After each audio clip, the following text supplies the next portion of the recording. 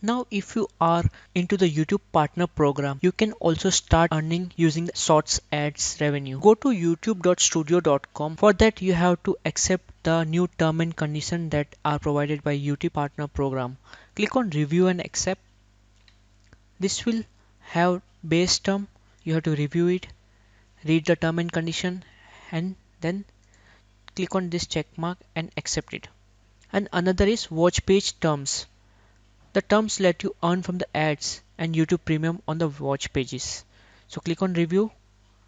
I accept. You have to read this term and conditions. Click on accept it and submit it.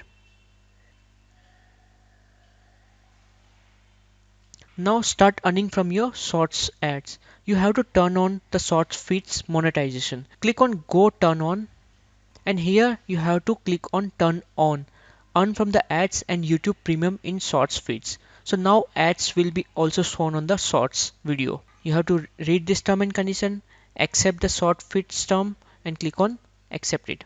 That's all. Now 1st February 2023, all your Shorts views automatically will be considered for Shorts ads revenue. For any support help, type in the comment section. I will reply to each and every comments.